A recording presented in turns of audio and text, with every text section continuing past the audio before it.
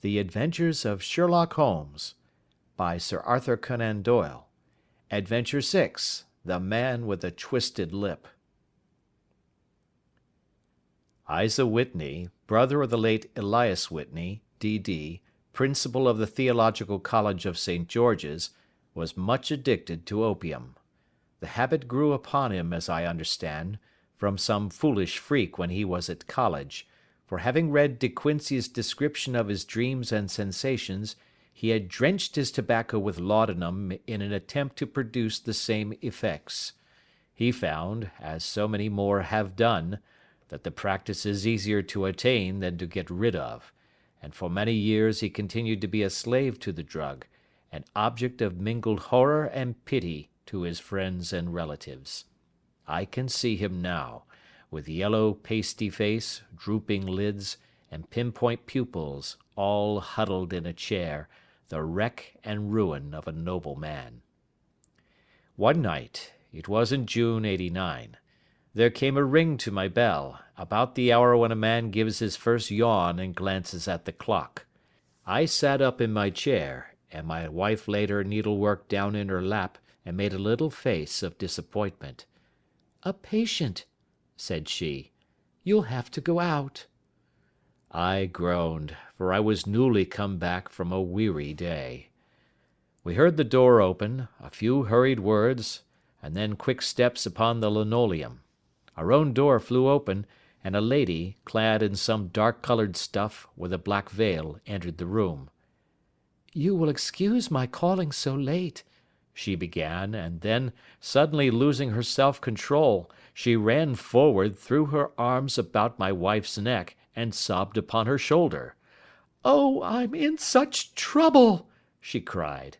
"I do so want a little help." "Why," said my wife, pulling up her veil, "it is Kate Whitney. How you startled me, Kate! I had not an idea who you were when you came in." "I don't know what to do, so I came straight to you." That was always the way. Folk who were in grief came to my wife like birds to a lighthouse. "It was very sweet of you to come. Now, you must have some wine and water, and sit here comfortably and tell us all about it. Or should you rather that I sent James off to bed?" "Oh, no, no! I want the doctor's advice and help too. It's about Isa. He's not been home for 2 days. I'm so frightened about him." It was not the first time that she had spoken to us of her husband's trouble, to me as a doctor, to my wife as an old friend and school companion. We soothed and comforted her by such words as we could find. Did she know where her husband was? Was it possible that we could bring him back to her? It seems that it was. She had the surest information that of late he had, when the fit was on him, made use of an opium den in the farthest east of the city. Hitherto his orgies had always been confined to one day, and he had come back twitching and shattered in the evening. But now the spell had been upon him 48 hours, and he lay there, doubtless among the dregs of the docks, breathing in the poison or sleeping off the effects. There he was to be found, she was sure of it, at the Bar of Gold, in Upper Swandam Lane. But what was she to do? How could she, a young and timid woman, make her way into such a place and pluck her husband out from among the ruffians who surrounded him? There was the case, and of course there was but one way out of it. Might I not escort her to this place? And then, as a second thought, why should she come at all? I was Isa Whitney's medical adviser, and as such I had influence over him. I could manage it better if I were alone. I promised her on my word that I would send him home in a cab within 2 hours, if he were indeed at the address which she had given me. And so in 10 minutes I had left my armchair and cheery sitting-room behind me, and was speeding eastward in a hansom on a strange errand, as it seemed to me at the time, though the future only could show how strange it was to be. But there was no great difficulty in the first stage of my adventure. Upper Swandam Lane is a vile alley lurking behind the high wharves which line the north side of the river to the east of London Bridge. Between a slop shop and a gin shop, approached by a steep flight of steps leading down to a black gap like the mouth of a cave, I found the den of which I was in search. Ordering my cab to wait, I passed down the steps, worn hollow in the centre by the ceaseless tread of drunken feet, and by the light of a flickering oil lamp above the door I found the latch and made my way into a long, low room, thick and heavy with the brown opium smoke, and terraced with wooden berths like the forecastle of an emigrant ship. Through the gloom one could dimly catch a glimpse of bodies lying in strange, fantastic poses, bowed shoulders, bent knees, heads thrown back, and chins pointing upward, with here and there a dark, lacklustre eye turned upon the newcomer. Out of the black shadows there glimmered little red circles of light, now bright, now faint, as the burning poison waxed or waned in the bowls of the metal pipes. The most lay silent, but some muttered to themselves, and others talked together in a strange, low, monotonous voice, their conversation coming in gushes, and then suddenly tailing off into silence, each mumbling out his own thoughts and paying little heed to the words of his neighbour. At the farther end was a small brazier of burning charcoal, beside which on a three-legged wooden stool there sat a tall, thin old man, with his jaw resting upon his two fists and his elbows upon his knees, staring into the fire. As I entered, a sallow Malay attendant had hurried up with a pipe for me and a supply of the drug, beckoning me to an empty berth. "Thank you, I have not come to stay," said I. "There is a friend of mine here, Mr. Isa Whitney, and I wish to speak with him." There was a movement and an exclamation from my right, and peering through the gloom, I saw Whitney, pale, haggard, and unkempt, staring out at me. "My God, it's Watson!" said he. He was in a pitiable state of reaction, with every nerve in a twitter. "I say, Watson, what o'clock is it?" "Nearly 11. "Of what day?" "Of Friday, June 19th. "Good heavens, I thought it was Wednesday." "It is Wednesday. What do you want to frighten a chap for?" He sank his face onto his arms and began to sob in a high treble key. "I tell you that it is Friday, man. Your wife has been waiting this 2 days for you. You should be ashamed of yourself." "So I am. But you've got mixed, Watson, for I have only been here a few hours. 3 pipes, 4 pipes, I forget how many. But I'll go home with you. I wouldn't frighten Kate, poor little Kate. Give me your hand. Have you a cab?" "Yes, I have one waiting." "Then I shall go in it. But I must owe something. Find what I owe, Watson. I am all off colour. I can do nothing for myself." I walked down the narrow passage between the double row of sleepers, holding my breath to keep out the vile, stupefying fumes of the drug, and looking about for the manager. As I passed the tall man who sat by the brazier, I felt a sudden pluck at my skirt, and a low voice whispered, "Walk past me, and then look back at me." The words fell quite distinctly upon my ear. I glanced down. They could only have come from the old man at my side, and yet he sat now as absorbed as ever, very thin, very wrinkled, bent with age, an opium pipe dangling down from between his knees as though it had dropped in sheer lassitude from his fingers. I took 2 steps forward and looked back. It took all my self-control to prevent me from breaking out into a cry of astonishment. He had turned his back so that none could see him but I. His form had filled out, his wrinkles were gone, the dull eyes had regained their fire, and there, sitting by the fire and grinning at my surprise, was none other than Sherlock Holmes. He made a slight motion to me to approach him, and instantly, as he turned his face half round to the company once more, subsided into a doddering, loose-lipped senility.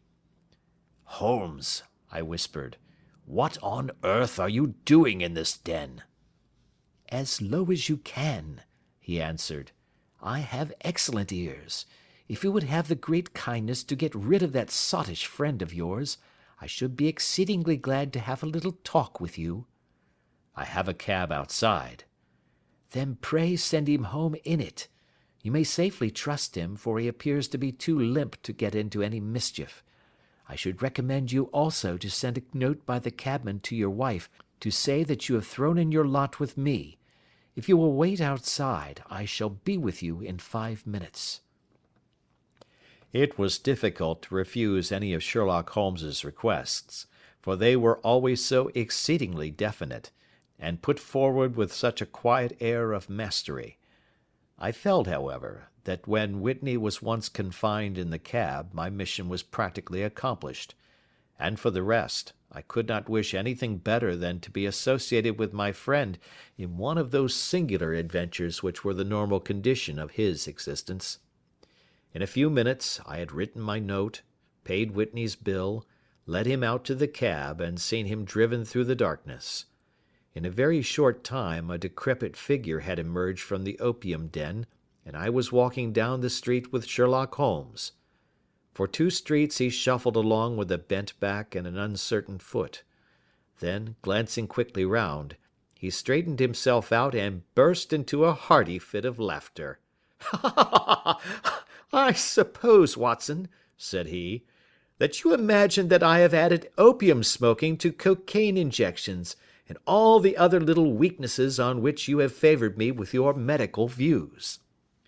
"I was certainly surprised to find you there." "But not more so than I to find you." "I came to find a friend." "And I to find an enemy." "An enemy?" "Yes, one of my natural enemies, or, shall I say, my natural prey. Briefly, Watson, I am in the midst of a very remarkable inquiry, and I have hoped to find a clue in the incoherent ramblings of these sots, as I have done before now. Had I been recognized in that den, my life would not have been worth an hour's purchase, for I have used it before now for my own purposes, and the rascally Lascar who runs it has sworn to have vengeance upon me. There is a trap-door at the back of that building, near the corner of Paul's Wharf, which could tell some strange tales of what has passed through it upon the moonless nights." "What? You do not mean bodies?" "Aye, bodies, Watson. We should be rich men if we had £1,000 for every poor devil who has been done to death in that den. It is the vilest murder trap on the whole riverside, and I fear that Neville St. Clair has entered it never to leave it more. But our trap should be here." He put his 2 forefingers between his teeth and whistled shrilly, a signal which was answered by a similar whistle from the distance, followed shortly by the rattle of wheels and the clink of horses' hoofs. "Now, Watson," said Holmes, as a tall dog-cart dashed up through the gloom, throwing out 2 golden tunnels of yellow light from its side lanterns, "you'll come with me, won't you?" "If I can be of use."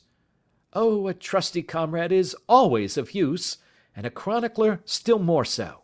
My room at the Cedars is a double-bedded one." "The Cedars?" "Yes, that is Mr. St. Clair's house. I am staying there while I conduct the inquiry." "Where is it, then?" "Near Lee, in Kent. We have a 7-mile drive before us." "But I am all in the dark." "Of course you are. You'll know all about it presently. Jump up here. All right, John, we shall not need you. Here's £50. Look out for me tomorrow about 11. Give her head. So long, then." He flicked the horse with his whip, and we dashed away through the endless succession of sombre and deserted streets, which widened gradually, until we were flying across a broad balustraded bridge, with the murky river flowing sluggishly beneath us. Beyond lay another dull wilderness of bricks and mortar, its silence broken only by the heavy, regular footfall of the policemen, or the songs and shouts of some belated party of revellers. A dull wrack was drifting slowly across the sky, and a star or two twinkled dimly here and there through the rifts of the clouds. Holmes drove in silence, with his head sunk upon his breast, and the air of a man who is lost in thought, while I sat beside him, curious to learn what this new quest might be which seemed to tax his powers so sorely, and yet afraid to break in upon the current of his thoughts. We had driven several miles, and were beginning to get to the fringe of the belt of suburban villas, when he shook himself, shrugged his shoulders, and lit up his pipe with the air of a man who has satisfied himself that he is acting for the best. "You have a grand gift of silence, Watson," said he. "It makes you quite invaluable as a companion. 'Pon my word, it is a great thing for me to have someone to talk to, for my own thoughts are not over pleasant. I was wondering what I should say to this dear little woman to-night when she meets me at the door." "You forget that I know nothing about it." "I shall just have time to tell you the facts of the case before we get to Lee. It seems absurdly simple, and yet, somehow I can get nothing to go upon. There's plenty of thread, no doubt, but I can't get the end of it into my hand. Now, I'll state the case clearly and concisely to you, Watson, and maybe you can see a spark where all is dark to me." "Proceed, then." "Some years ago, to be definite, in May 1884, there came to Lee a gentleman, Neville St. Clair by name, who appeared to have plenty of money. He took a large villa, laid out the grounds very nicely, and lived generally in good style. By degrees he made friends in the neighbourhood, and in 1887 he married the daughter of a local brewer, by whom he now has 2 children.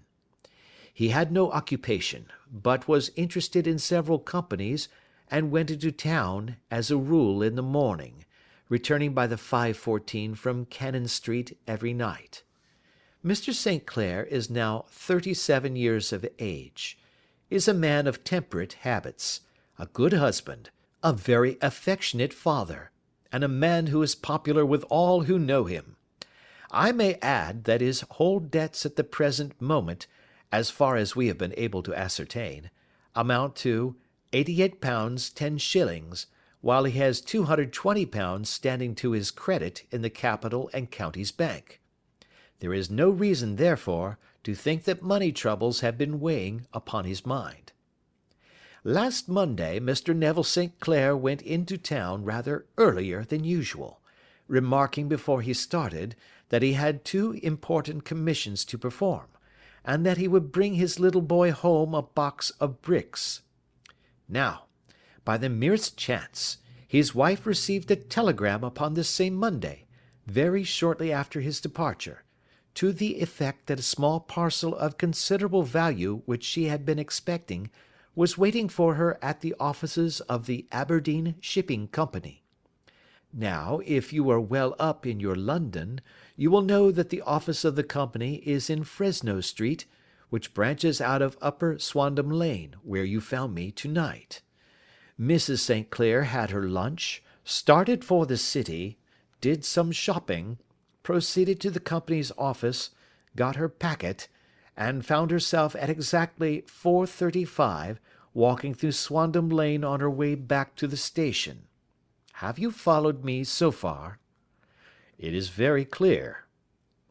"If you remember, Monday was an exceedingly hot day, and Mrs. St. Clair walked slowly, glancing about in the hope of seeing a cab, as she did not like the neighbourhood in which she found herself.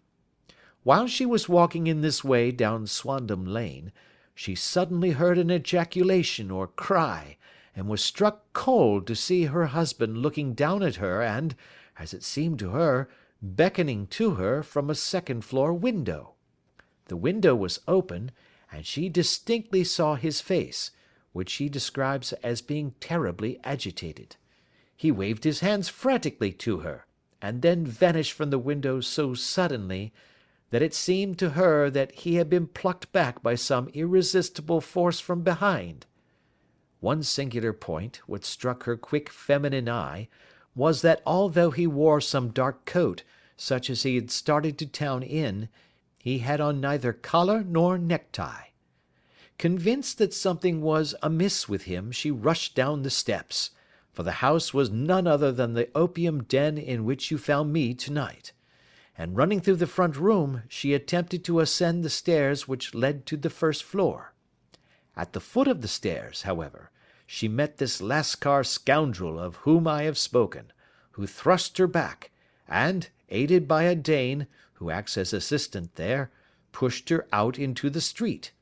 Filled with most maddening doubts and fears, she rushed down the lane, and by rare good fortune, met in Fresno Street a number of constables with an inspector, all on their way to their beat. The inspector and 2 men accompanied her back, and in spite of the continued resistance of the proprietor, they made their way to the room in which Mr. St. Clair had last been seen. There was no sign of him there. In fact, in the whole of that floor, there was no one to be found save a crippled wretch of hideous aspect, who, it seems, made his home there. Both he and the Lascar stoutly swore that no one else had been in the front room during the afternoon. So determined was their denial, that the inspector was staggered, and had almost come to believe that Mrs. St. Clair had been deluded when, with a cry, she sprang at a small deal box which lay upon the table, and tore the lid from it. Out there fell a cascade of children's bricks. It was the toy which he had promised to bring home. This discovery, and the evident confusion which the cripple showed, made the inspector realize that the matter was serious. The rooms were carefully examined, and results all pointed to an abominable crime. The front room was plainly furnished as a sitting room, and led into a small bedroom, which looked out upon the back of one of the wharves. Between the wharf and the bedroom window is a narrow strip, which is dry at low tide, but is covered at high tide with at least 4½ feet of water. The bedroom window was a broad one and opened from below. On examination, traces of blood were to be seen upon the window sill, and several scattered drops were visible upon the wooden floor of the bedroom. Thrust away behind a curtain in the front room were all the clothes of Mr. Neville St. Clair, with the exception of his coat. His boots, his socks, his hat, and his watch, all were there. There were no signs of violence upon any of these garments, and there were no other traces of Mr. Neville St. Clair. Out of the window he must apparently have gone, for no other exit could be discovered, and the ominous bloodstains upon the sill gave little promise that he could save himself by swimming, for the tide was at its very highest at the moment of the tragedy. And now, as to the villains who seemed to be immediately implicated in the matter. The Lascar was known to be a man of the vilest antecedents, but as, by Mrs. St. Clair's story, he was known to have been at the foot of the stair within a very few seconds of her husband's appearance at the window, he could hardly have been more than an accessory to the crime. His defence was one of absolute ignorance, and he protested that he had no knowledge as to the doings of Hugh Bone, his lodger, and that he could not account in any way for the presence of the missing gentleman's clothes. So much for the Lascar manager. Now for the sinister cripple who lives upon the second floor of the opium den, and who was certainly the last human being whose eyes rested upon Neville St. Clair. His name is Hugh Bone, and his hideous face is one which is familiar to every man who goes much to the city. He is a professional beggar, though, in order to avoid the police regulations, he pretends to a small trade in wax vestas. Some little distance down Threadneedle Street, upon the left-hand side, there is, as you may have remarked, a small angle in the wall. Here it is that this creature takes his daily seat, cross-legged with his tiny stock of matches on his lap, and as he is a piteous spectacle, a small rain of charity descends into the greasy leather cap which lies upon the pavement beside him. I have watched the fellow more than once before ever I thought of making his professional acquaintance, and I have been surprised at the harvest which he has reaped in a short time. His appearance, you see, is so remarkable that no one can pass him without observing him. A shock of orange hair, a pale face disfigured by a horrible scar, which, by its contraction, has turned up the outer edge of his upper lip, a bulldog chin, and a pair of very penetrating dark eyes, which present a singular contrast to the colour of his hair, all mark him out from amid the common crowd of mendicants, and so too does his wit, for he is ever ready with a reply to any piece of chaff which may be thrown at him by the passers-by. This is the man whom we now learn to have been the lodger at the opium den, and to have been the last man to see the gentleman of whom we are in quest. But a cripple, said I. What could he have done single-handed against a man in the prime of life? He is a cripple in the sense that he walks with a limp, but in other respects he appears to be a powerful and well-nurtured man.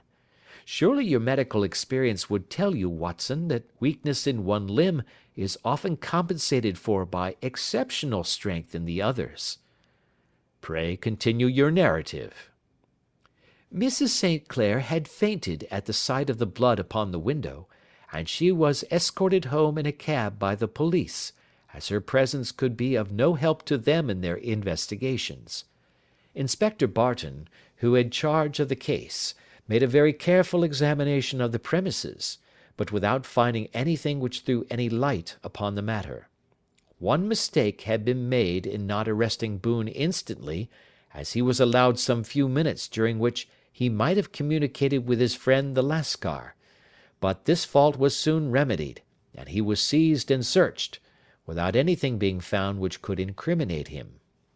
There were, it is true, some blood-stains upon his right shirt-sleeve, but he pointed to his ring-finger, which had been cut near the nail, and explained that the bleeding came from there, adding that he had been to the window not long before, and that the stains which had been observed there came doubtless from the same source.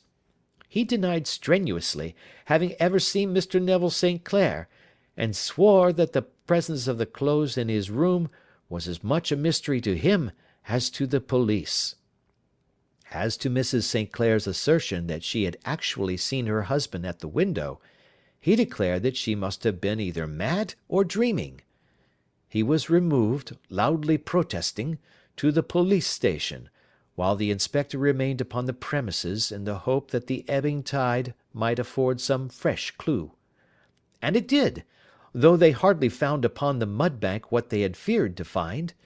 It was Neville St. Clair's coat, and not Neville St. Clair, which lay uncovered as the tide receded. And what do you think they found in the pockets? I cannot imagine. No, I don't think you would guess. Every pocket stuffed with pennies and halfpennies, 421 pennies and 270 halfpennies. It was no wonder that it had not been swept away by the tide. But a human body is a different matter. There is a fierce eddy between the wharf and the house.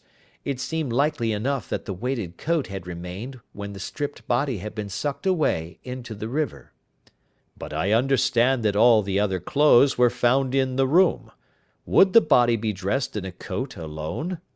No, sir, but the facts must be met speciously enough. Suppose that this man Boone had thrust Neville St. Clair through the window, there is no human eye which could have seen the deed. What would he do then? It would of course instantly strike him that he must get rid of the tell-tale garments. He would seize the coat then, and be in the act of throwing it out, when it would occur to him that it would swim and not sink. He has little time, for he has heard the scuffle downstairs when the wife tried to force her way up, and perhaps he has already heard from his Lascar confederate that the police are hurrying up the street. There is not an instant to be lost. He rushes to some secret hoard, where he has accumulated the fruits of his beggary, and he stuffs all the coins upon which he can lay his hands into the pockets to make sure of the coat's sinking. He throws it out, and would have done the same with the other garments had not he heard the rush of steps below, and only just had time to close the window when the police appeared. It certainly sounds feasible. Well, We will take it as a working hypothesis for want of a better. Boone, as I have told you, was arrested and taken to the station, but it could not be shown that there had ever before been anything against him.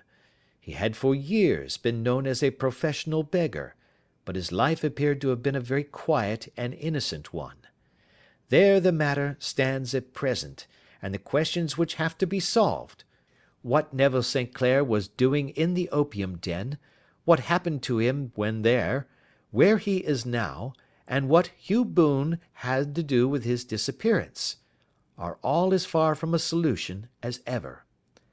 I confess that I cannot recall any case within my experience which looked at the first glance so simple, and yet which presented such difficulties. While Sherlock Holmes had been detailing this singular series of events, we had been whirling through the outskirts of the great town until the last straggling houses had been left behind, and we rattled along with a country hedge upon either side of us.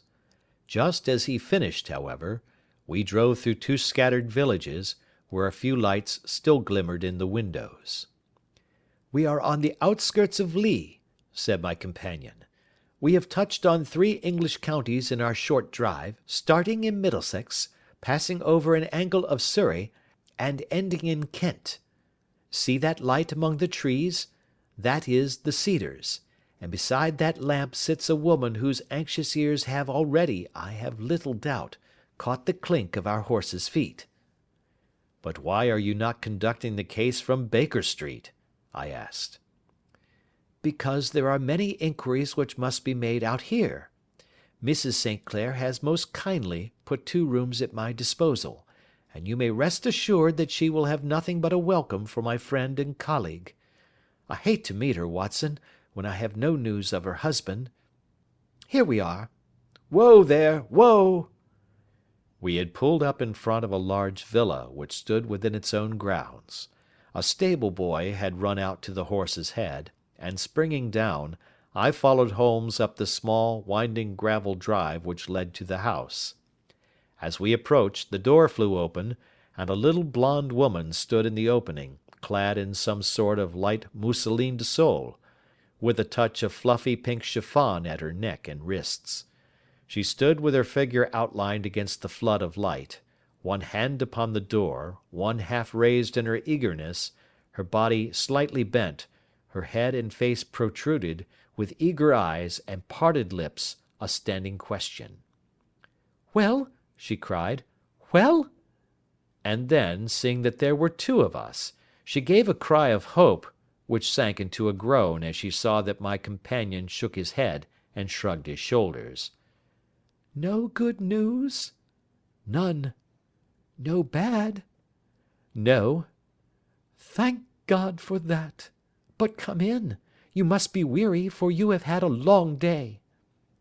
This is my friend Dr. Watson. He has been of most vital use to me in several of my cases, and a lucky chance has made it possible for me to bring him out and associate him with this investigation. I am delighted to see you," said she, pressing my hand warmly. "You will, I am sure, forgive anything that may be wanting in our arrangements, when you consider the blow which has come so suddenly upon us." "My dear madam," said I am an old campaigner, and if I were not, I can very well see that no apology is needed. If I can be of any assistance, either to you or to my friend here, I shall be indeed happy." "Now, Mr. Sherlock Holmes," said the lady, as we entered a well-lit dining-room, upon the table of which a cold supper had been laid out, "I should very much like to ask you 1 or 2 plain questions, to which I beg that you will give a plain answer." "Certainly, madam." "Do not trouble about my feelings. I am not hysterical, nor given to fainting. I simply wish to hear your real opinion." "Upon what point?" "In your heart of hearts, do you think that Neville is alive?" Sherlock Holmes seemed to be embarrassed by the question. "Frankly now," she repeated, standing upon the rug and looking keenly down at him as he leaned back in a basket chair. Frankly, then, madam, I do not. You think that he is dead? I do. Murdered? I don't say that. Perhaps. And on what day did he meet his death? On Monday. Then perhaps, Mr. Holmes, you will be good enough to explain how it is that I have received a letter from him to-day. Sherlock Holmes sprang out of his chair as if he had been galvanized. "What?" he roared. Yes, to-day. She stood smiling, holding up a little slip of paper in the air. "May I see it?" Certainly. He snatched it from her in his eagerness, and smoothing it out upon the table, he drew over the lamp and examined it intently. I had left my chair and was gazing at it over his shoulder. The envelope was a very coarse one, and was stamped with the Gravesend postmark, and with the date of that very day, or rather of the day before, for it was considerably after midnight. "Coarse writing," murmured Holmes. "Surely this is not your husband's writing, madam?" "No, but the enclosure is." "I perceive also that whoever addressed the envelope had to go and inquire as to the address." "How can you tell that?" "The name, you see, is in perfectly black ink, which has dried itself. The rest is of a greyish colour, which shows that blotting paper has been used. If it had been written straight off and then blotted, none would be of a deep black shade.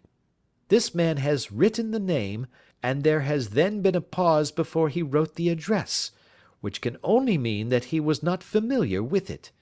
It is, of course, a trifle, but there is nothing so important as trifles. Now, let us now see the letter. Ha! There has been an enclosure here." "Yes, there was a ring, his signet ring." "And you are sure that this is your husband's hand?" "One of his hands." "One?" "His hand when he wrote hurriedly.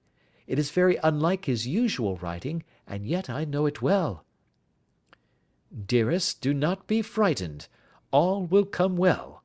There is a huge error which it may take some time to rectify. Wait in patience. Neville. Written in pencil upon the flyleaf of a book, octavo size, no watermark. Posted today in Gravesend by a fellow with a dirty thumb. Ha!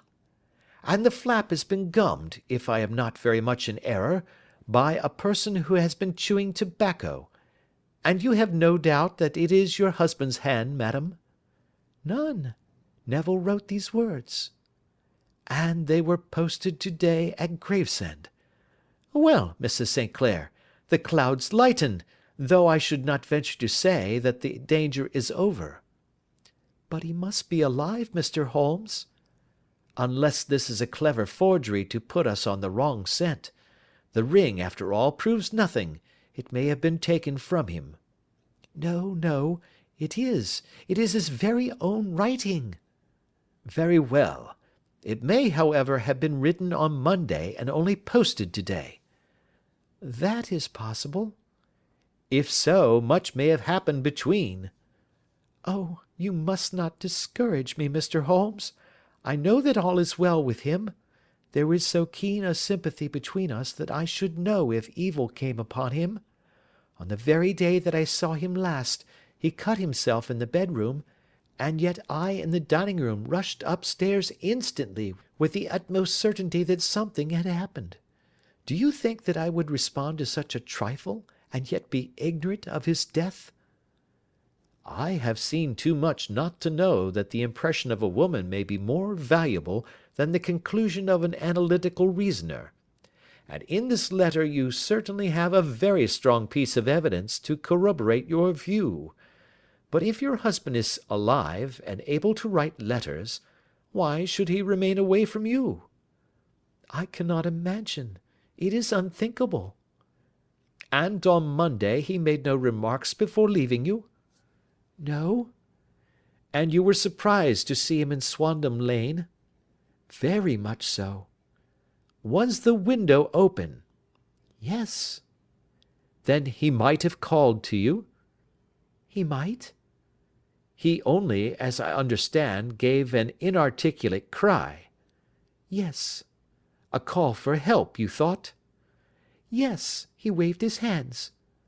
But it might have been a cry of surprise. Astonishment at the unexpected sight of you might cause him to throw up his hands? It is possible. And you thought he was pulled back? He disappeared so suddenly. He might have leaped back. You did not see anyone else in the room? No, but this horrible man confessed to having been there, and the Lascar was at the foot of the stairs. Quite so. Your husband, as far as you could see, had his ordinary clothes on? But without his collar or tie. I distinctly saw his bare throat. Had he ever spoken of Swandam Lane? Never. Had he ever showed any signs of having taken opium? Never. Thank you, Mrs. St. Clair. Those are the principal points about which I wish to be absolutely clear. We shall now have a little supper and then retire, for we may have a very busy day tomorrow. A large and comfortable double-bedded room had been placed at our disposal, and I was quickly between the sheets, for I was weary after my night of adventure. Sherlock Holmes was a man, however, who, when he had an unsolved problem upon his mind, would go for days, and even for a week, without rest, turning it over, rearranging his facts, looking at it from every point of view until he had either fathomed it or convinced himself that his data were insufficient. It was soon evident to me that he was now preparing for an all-night sitting. He took off his coat and waistcoat, put on a large blue dressing-gown, and then wandered about the room collecting pillows from his bed and cushions from the sofa and armchairs.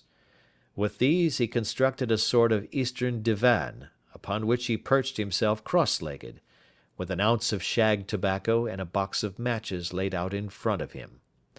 In the dim light of the lamp I saw him sitting there, an old briar pipe between his lips, his eyes fixed vacantly upon the corner of the ceiling, the blue smoke curling up from him, silent, motionless, and the light shining upon his strong-set aquiline features. So he sat as I dropped off to sleep, and so he sat when a sudden ejaculation caused me to wake up, and I found the summer sun shining into the apartment. The pipe was still between his lips, the smoke still curled upward, and the room was full of a dense tobacco haze, but nothing remained of the heap of shag which I had seen upon the previous night. "Awake, Watson?" he asked. "Yes." "Game for a morning drive?" "Certainly." "Then dress. No one is stirring yet, but I know where the stable-boy sleeps, and we shall soon have the trap out." He chuckled to himself as he spoke, his eyes twinkled, and he seemed a different man to the sombre thinker of the previous night. As I dressed I glanced at my watch. It was no wonder that no one was stirring. It was 25 minutes past 4. I had hardly finished when Holmes returned with the news that the boy was putting in the horse. "I want to test a little theory of mine," said he, pulling on his boots. "I think, Watson, that you are now standing in the presence of one of the most absolute fools in Europe. I deserve to be kicked from here to Charing Cross, but I think I have the key of the affair now." "And where is it?" I asked, smiling. "In the bathroom," he answered. "Oh, yes, I am not joking," he continued, seeing my look of incredulity. "I have just been there, and I have taken it out, and I have got it in this Gladstone bag. Come on, my boy, and we shall see whether it will fit the lock."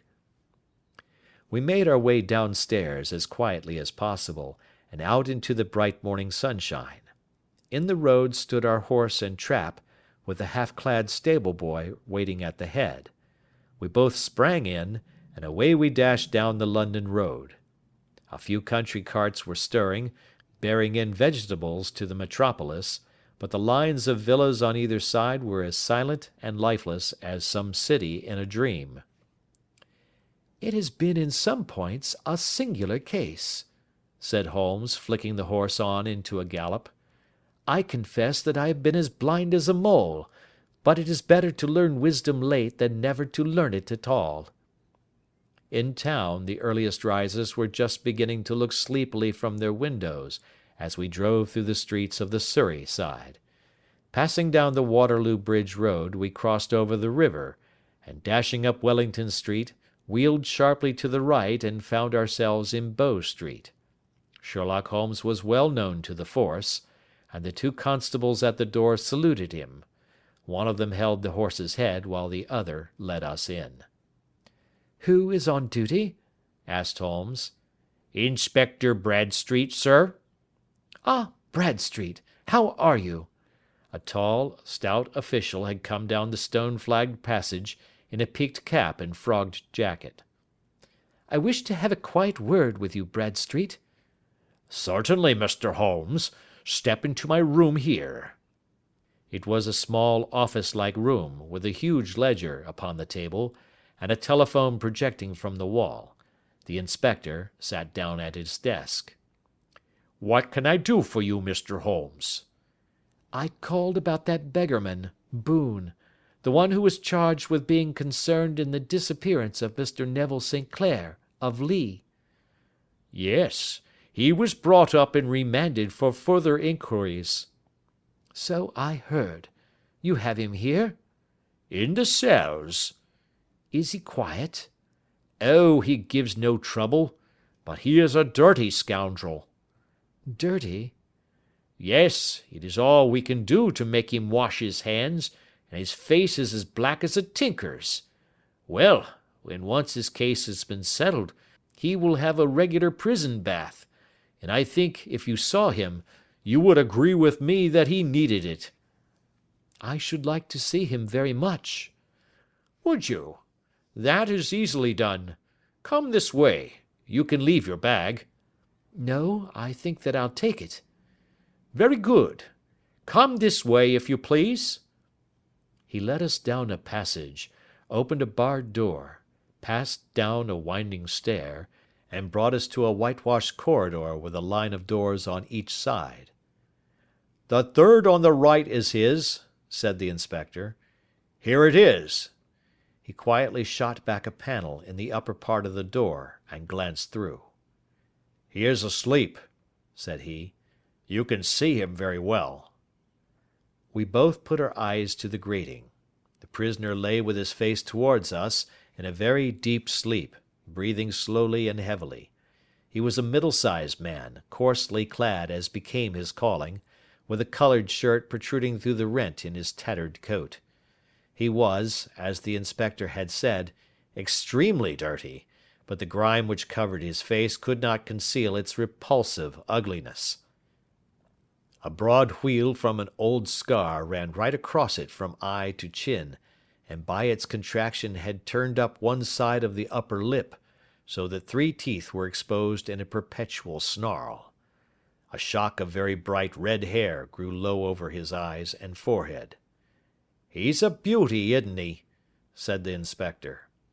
"He certainly needs a wash," remarked Holmes. "I had an idea that he might, and I took the liberty of bringing the tools with me." He opened the Gladstone bag as he spoke, and took out, to my astonishment, a very large bath sponge. "Ha! You are a funny one," chuckled the inspector.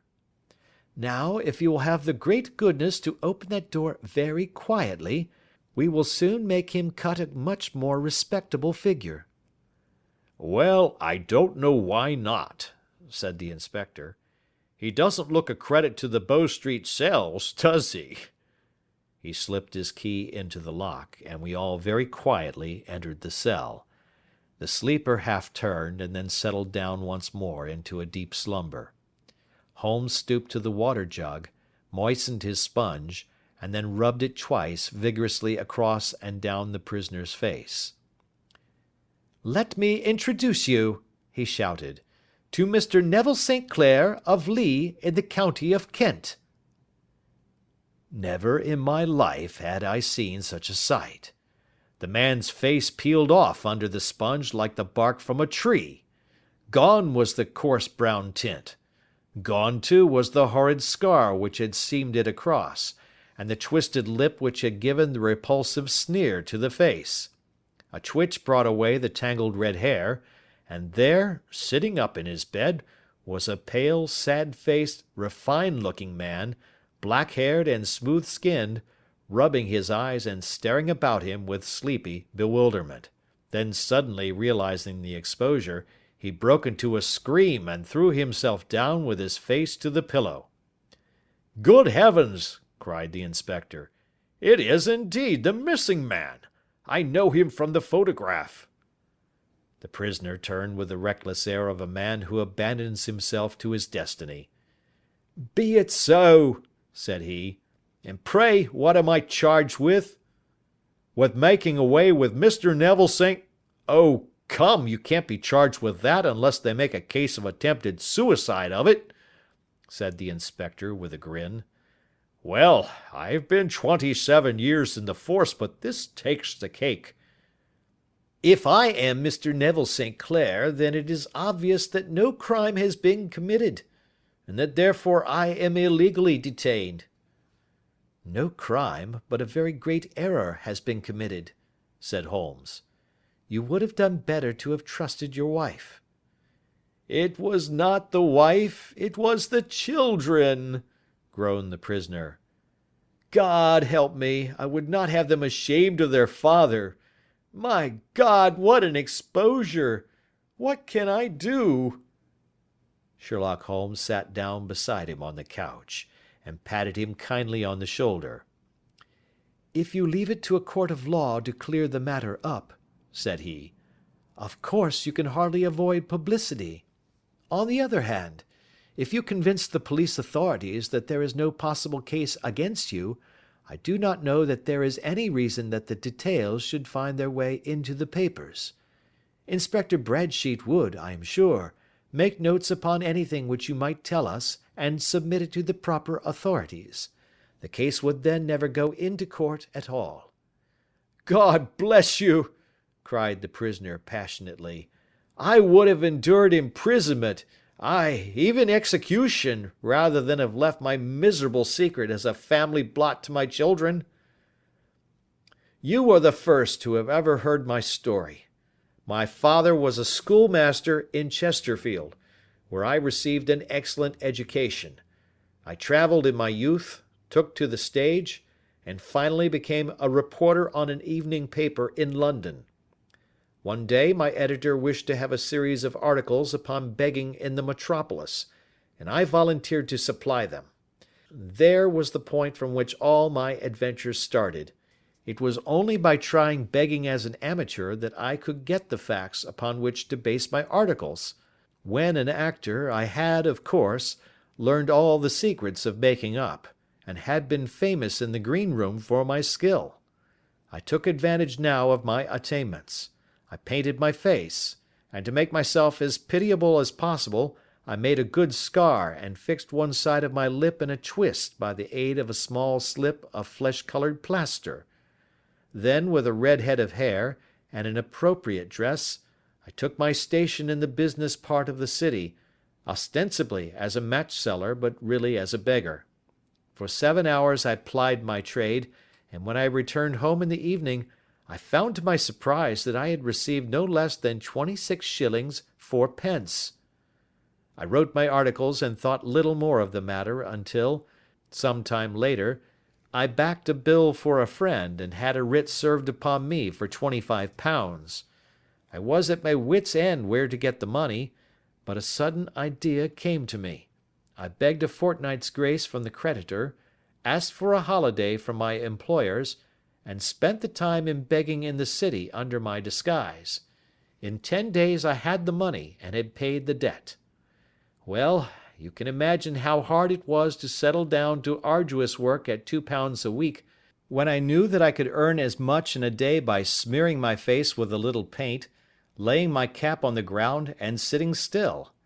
It was a long fight between my pride and the money, but the dollars won at last, and I threw up reporting and sat day after day in the corner which I had first chosen, inspiring pity by my ghastly face, and filling my pockets with coppers. Only one man knew my secret. He was the keeper of a low den in which I used to lodge in Swandam Lane, where I could every morning emerge as a squalid beggar, and in the evenings transform myself into a well-dressed man about town. This fellow, a Lascar, was well paid by me for his rooms, so that I knew that my secret was safe in his possession. Well, very soon I found that I was saving considerable sums of money. I do not mean that any beggar in the streets of London could earn £700 a year, which is less than my average takings, but I had exceptional advantages in my power of making up, and also in a facility of repartee, which improved by practice and made me quite a recognized character in the city. All day a stream of pennies, varied by silver, poured in upon me, and it was a very bad day in which I failed to take £2. As I grew richer I grew more ambitious, took a house in the country, and eventually married, without anyone having a suspicion as to my real occupation. My dear wife knew that I had business in the city. She little knew what. Last Monday I had finished for the day and was dressing in my room above the opium den, when I looked out of my window and saw, to my horror and astonishment, that my wife was standing in the street, with her eyes fixed full upon me. I gave a cry of surprise, threw up my arms to cover my face, and, rushing to my confidant, the Lascar, entreated him to prevent anyone from coming up to me. I heard her voice downstairs, but I knew that she could not ascend. Swiftly I threw off my clothes, pulled on those of a beggar, and put on my pigments and wig. Even a wife's eyes could not pierce so complete a disguise. But then it occurred to me that there might be a search in the room, and that the clothes might betray me. I threw open the window, reopening by my violence a small cut which I had inflicted upon myself in the bedroom that morning. Then I seized my coat, which was weighted by the coppers which I had just transferred to it from the leather bag in which I carried my takings. I hurled it out of the window, and it disappeared into the Thames. The other clothes would have followed, but at that moment there was a rush of constables up the stair, and a few minutes after I found, rather, I confess, to my relief, that instead of being identified as Mr. Neville St. Clair, I was arrested as his murderer. I do not know that there is anything else for me to explain. I was determined to preserve my disguise as long as possible, and hence my preference for a dirty face. Knowing that my wife would be terribly anxious, I slipped off my ring and confided it to the Lascar at a moment when no constable was watching me, together with a hurried scrawl, telling her that she had no cause to fear. "That note only reached her yesterday," said Holmes. "Good God! What a week she must have spent!" "The police have watched this Lascar," said Inspector Bradstreet, "and I can quite understand that he might find it difficult to post a letter unobserved. Probably he handed it to some sailor customer of his who forgot all about it for some days." "That was it," said Holmes, nodding approvingly. "I have no doubt of it. But have you never been prosecuted for begging?" "Many times. But what was a fine to me?" "It must stop here, however," said Bradstreet. "If the police are to hush this thing up, there must be no more of Hugh Boone." "I have sworn it by the most solemn oaths which a man can take." "In that case, I think that it is probable that no further steps may be taken. But if you are found again, then all must come out. I am sure, Mr. Holmes, that we are very much indebted to you for having cleared the matter up. I wish I knew how you reach your results." "I reach this one," said my friend, "by sitting upon 5 pillows and consuming an ounce of shag. I think, Watson, that if we drive to Baker Street we shall be just in time for breakfast." End of Adventure 6.